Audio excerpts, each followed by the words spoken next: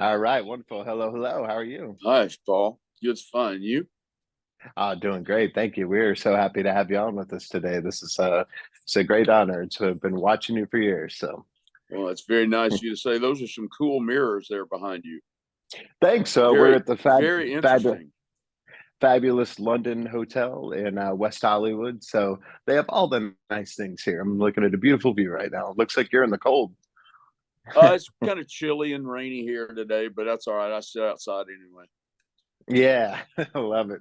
Well, of course, this movie, it said it was a thriller, but oh my gosh, it's thrilling, and you had to be excited too because you have two of our frequent guests on here, Emil Hirsch and Shane West, working with you. Those guys are just so cool, right? Yeah, yeah. I didn't have any scenes with Shane, but Yeah, he's great, great guy. Really cool on the set, fun. And Emil is just wonderful to work with. He's funny as hell, and yeah, he's smart as hell. yes. And so the off camera environment with Emil is always really great.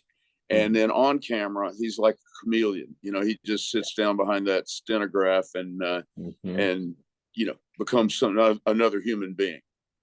Yeah, and then you get a cool role, and so when you get something like this, you must read it and go, I got to do this, right? Well, yeah, and it came to me. I'm we have a production entity Mhm. in Georgia, and they the producer uh, Seth Michaels was friends with Mick, and Mick sent him the script, and they decided to do it. So they sent it to me and asked me if I saw a part in it, and I said, "Well, yeah, I'd like to play the judge." So I flew to L.A. and had dinner with Mick, and first thing he said when he sat down at the sushi bar was, "Let's get this out of the way. I want you to play the judge." So Yes. I love that. Well, and and it's perfect for you. People have been looking up to you for years and they've been thinking, that's what I want to do. And it is a cool job sometimes, and then sometimes harder than others. What kind of advice do you give the people that have been looking up to you going, that's what I want to do?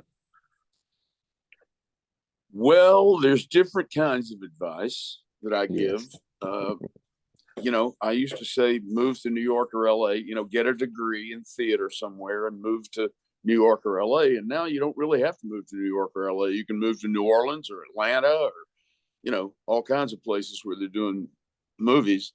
But remember, there's two things to remember. One, making a living as an actor is about as easy as becoming president of the United States. The talent pool is vast. There's so much luck involved and staying power. I've been so blessed to have the life that I've had because I could never have lived in a cubicle, couldn't have worked in a cubicle. But the other thing I tell them is remember that it's your career, it's not your life. It's not about, like, when you get told no in an audition, or more often thank you very much, and then you don't hear from them. That's not an indictment of you as a person.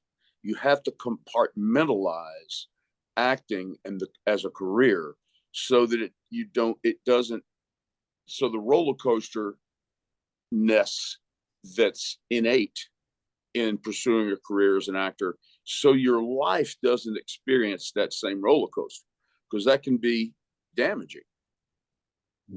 Absolutely. Well said. My co-host Drew Pearson, one of our great Dallas Cowboys, caught the Hail Mary, went in the Hall of Fame, wanted me to make sure I asked you because he remembers your Hail Mary moment, which is that moment in your life or career where you just had to go for it and it worked out for you. What do you suppose that was for you?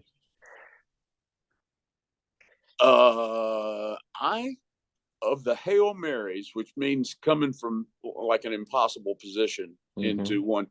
My very first professional job after I moved to New York, John Cullum, the famous actor from Northern Exposure Hmm. and many Broadway shows, was directing his first play. He's from my hometown of Knoxville.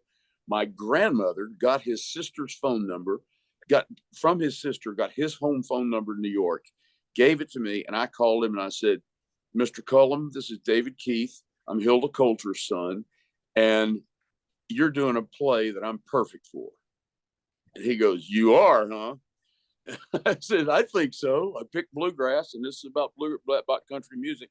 So he got me an audition and I got the part, and I got a good review of the New York Times, and that's when I got agents and my career started. That would be my, and that's right at the top of my career. That's my Hail Mary.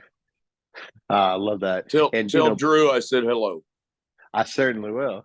Part of that is that success mindset or stubbornness that we have to not only get in what we do, but stay in what we do. Is Mm-hmm. there something that you've always told yourself that's kind of kept you on that right path?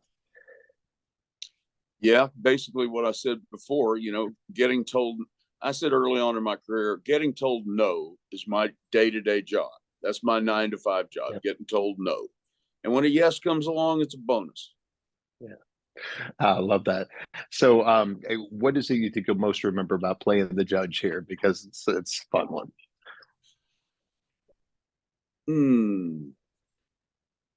Getting into what I consider the core of his character, which is a very comfortable, easy, effortless power. Mhm. He's the most powerful man in the town. He rules over the courtroom. He's probably the most influential guy. He's probably going to be on the bench as long as he wants to be there. And that was a cool feeling, to be in the position of power that the judge was in, even though it wasn't in my real life. I get to experience it, on camera. Yeah, I love that. And last thing, of course, we always love to get to see you however we can. What are we going to get to see you in next? Degenerate, which is a poker movie about degenerate gamblers. Emil Hirsch is the Mhm. star. I'm the bad guy, and we're in post production right now. I'm also the creative executive producer of that picture, and we'll be out sometime in 2024. I hope. Good. I can't wait. Can't wait to see you guys together again. That's wonderful. Well, thank you so much for your time, and I look forward to talking to you again very, very soon.